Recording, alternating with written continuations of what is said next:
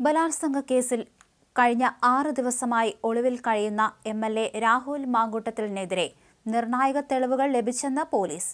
ബലാത്സംഗം, ക്രൂരമായ ഉപദ്രവം, ഭ്രൂണഹത്യ എന്നിവയ്ക്ക് തെളിവുണ്ടെന്ന് കാണിച്ച് പോലീസ് നാളെ തിരുവനന്തപുരം ജില്ലാ സെഷൻസ് കോടതിയിൽ റിപ്പോർട്ട് നൽകും. നാളെ രാഹുലിന്റെ മുൻകൂർ ജാമ്യാപേക്ഷ പരിഗണിക്കാനിരിക്കെയാണ് പോലീസിന്റെ ഈ നീക്കം. ഒരു കാരണവശാലും ജാമ്യം നൽകരുതെന്ന് ശക്തമായ തെളിവുകൾ നിരത്തി കോടതിയിൽ ആവശ്യപ്പെടാനാണ് പ്രോസിക്യൂഷൻ ഒരുങ്ങുന്നത്. പോലീസ് കോടതിയിൽ ഉന്നയിക്കുന്ന പ്രധാന വാദങ്ങൾ ഇവയാണ്. ഉഭയസമ്മതപ്രകാരമുള്ള ലൈംഗിക ബന്ധമല്ല, മറിച്ച് യുവതിയെ ക്രൂരമായി ഉപദ്രവിച്ചുകൊണ്ടുള്ള ബലാത്സംഗമാണ് നടന്നത്. ഇതിന് തെളിവായി യുവതിയുടെ ശരീരത്തിലെ മുറിവുകളുടെ ഫോട്ടോകളടക്കം കോടതിയിൽ ഹാജരാക്കും. ഗർഭിണിയാകാൻ രാഹുൽ നിർബന്ധിച്ചതിനും അതിനുശേഷം ഭ്രൂണഹത്യയ്ക്ക് ഭീഷണിപ്പെടുത്തിയതിനും ഡിജിറ്റൽ തെളിവുകളുണ്ട്. ഗർഭചിത്രത്തിന് ആവശ്യമായ മരുന്ന് യുവതിക്ക് എത്തിച്ചു നൽകിയത് രാഹുലിന്റെ സുഹൃത്താണ്.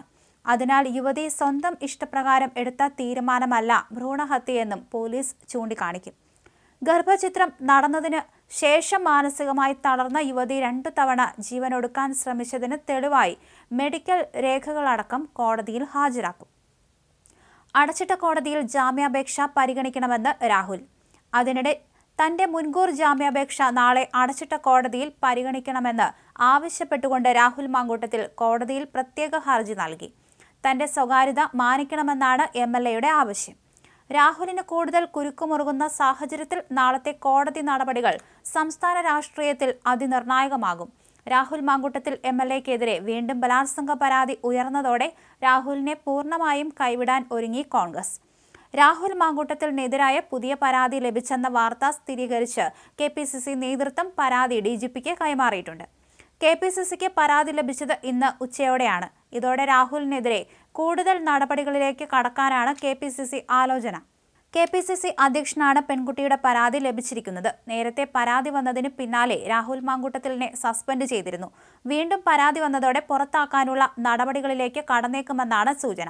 പരാതിയിൽ കോൺഗ്രസിന് നടപടിയെടുക്കാതെ മുന്നോട്ടു പോകാനാവില്ലെന്ന തിരിച്ചറിവിലാണ് പാർട്ടി പരാതി ഡി.ജി.പിക്ക് കൈമാറിയിരിക്കുന്നത്. നിലവിൽ ഒരു ബലാത്സംഗ പരാതിയിൽ അന്വേഷണം നടക്കുന്നതിനിടയിലാണ് അടുത്ത പരാതി കെ.പി.സി.സിക്ക് കിട്ടിയത്. അതിഗുരുതരമായ ആരോപണങ്ങളാണ് കത്തിൽ രാഹുലിനെതിരെ ഉന്നയിച്ചിരിക്കുന്നത്. കെ.പി.സി.സിക്ക് പരാതി അയച്ചതിന് പിന്നാലെ പെൺകുട്ടി മാധ്യമ സ്ഥാപനങ്ങൾക്കും പരാതി കൈമാറിയിരുന്നു.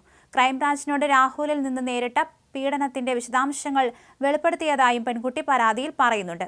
രാഹുലിന്റെ കൂട്ടാളിയായ ഫെനി നൈനാൻ ബലാത്സംഗത്തിന് കൂട്ടുനിന്നതായും കത്തിൽ പരാമർശമുണ്ട്. എന്തായാലും ബലാത്സംഗ കേസിൽ ഒളിവിൽ പോയ എം.എൽ.എക്കായി തിരച്ചിൽ തുടരുന്നതിനിടയിലാണ് മറ്റൊരു യുവതി കൂടി സമാന ആരോപണവുമായി രംഗത്തെത്തിയത്.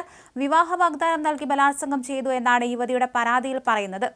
ഗർഭം ധരിക്കാൻ രാഹുൽ നിർബന്ധിച്ചതായും ജീവഭയം കാരണമാണ് ഇക്കാര്യം പോലീസിൽ പറയാതിരുന്നതെന്നും 23-കാരിയുടെ പരാതിയിൽ പറയുന്നു.